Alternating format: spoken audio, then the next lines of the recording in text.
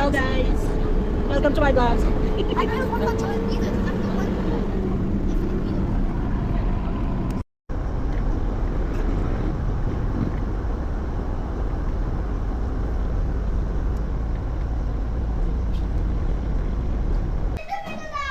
Paganda naman ako. Ano ko?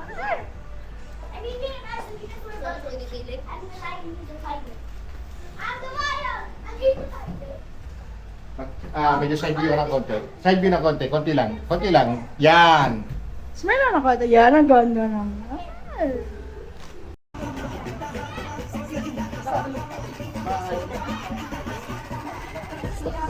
Tayo.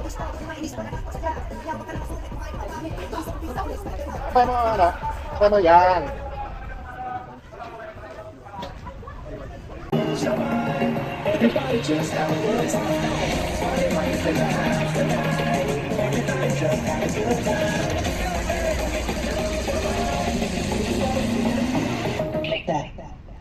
Every day I'm shuffling.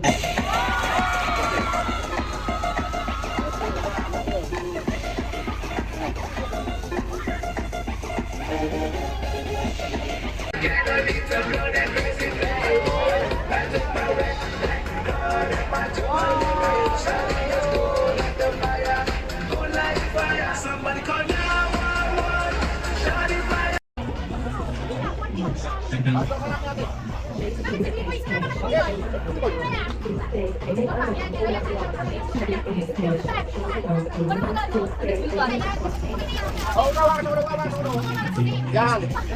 Side view muna ha. Walking. Good evening. Good evening, everyone.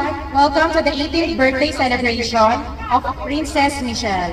Thank you for joining us as we celebrate this special milestone. To start our program, may we invite everyone for a short prayer. Sa kalagaman ng Espiritu Santo, Amen. Panginoon, magandang gabi sa iyo. Nagtitilpo kami ngayon sa iyong pangalan. Narito kami upang mangingin ng basbas at atubay sa aming minamahal na si Princess sa kanyang arawan. Patnubayan mo kami ngayon at gabayan, lalo-lalo na ang aming minamahal na Princess sa kanyang mga susunod na taon. Naway maging matagumpay siya sa kanyang mga hangarin at huwag mo siyang pabayaan. Hinihiling namin ito sa ngalan ng iyong anak, kasama ng Espiritu Santo. And now, let's hear a short message from the parents. Hello. Good evening. Una sa lahat, ang gusto ko mag-thanks kay God na napunta tayo sa panahon na to, sa birthday ni Princess, at nagpapasalamat ako since naging maganda yung panahon, lalo na mga nakaraang buwan, grabe yung mga bagyo. Grabe na mga sakuna. So, nagpapasalamat ako na naging matiwasay itong simpleng birthday party natin kay Princess. So, sa Princess,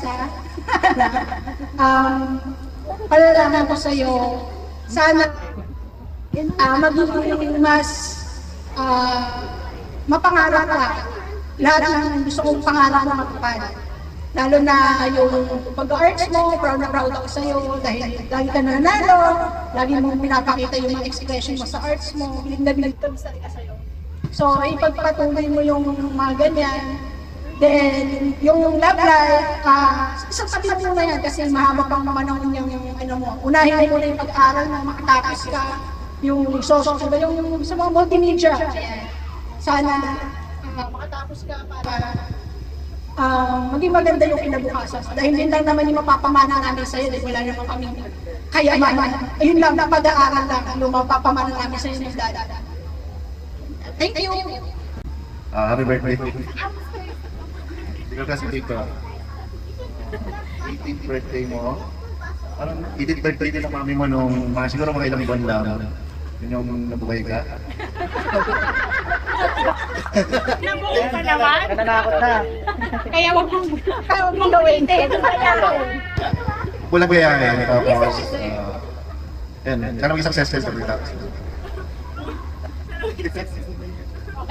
Tonight naman, 18 special people will share their heartfelt wishes for our debutant. may we call on the following. So, mauna natin tawagin, syempre, si Mabel. Hello. Ikaw yung una kong ako. Maliit ka pala. Alaga ka namin.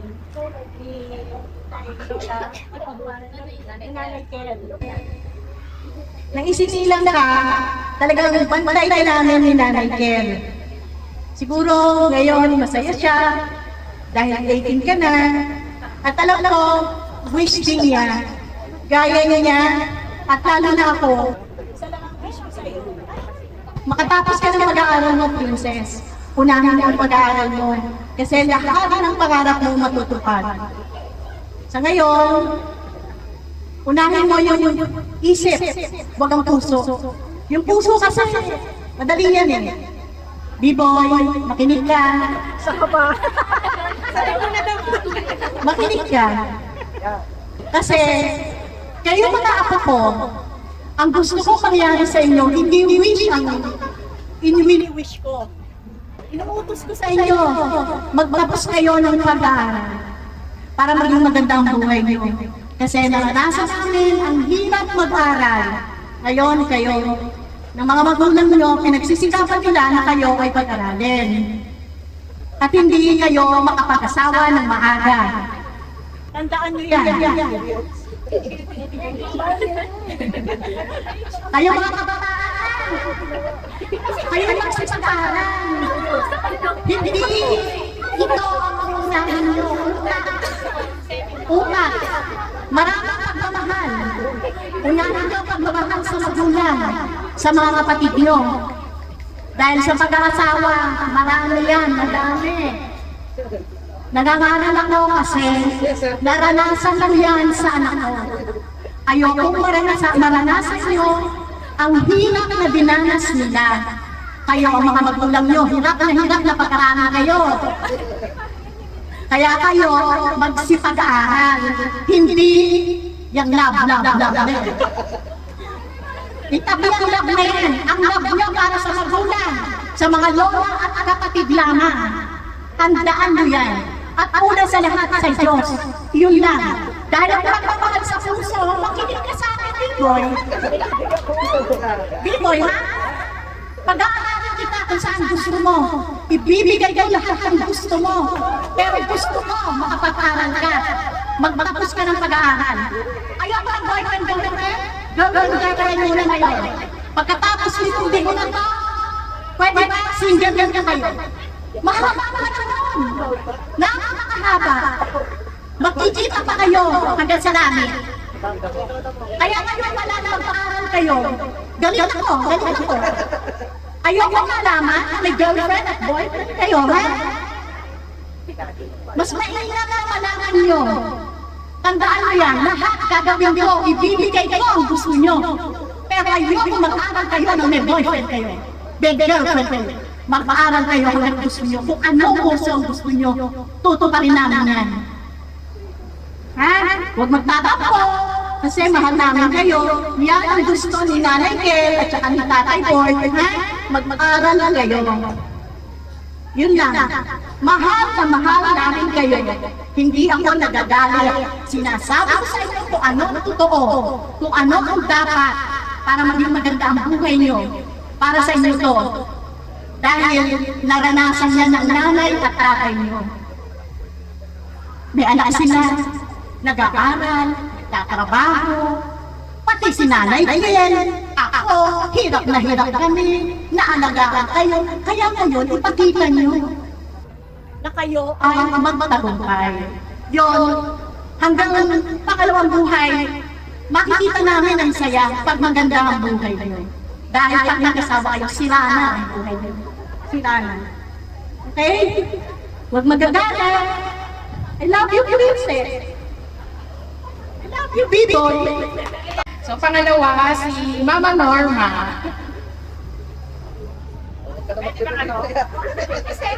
Hindi, pwede lang copyright ka lang. Copyright lang. Pero sa akin naman, okay na. At least ka-18. Kung ako naman yung lola, basta maka-18 ka lang.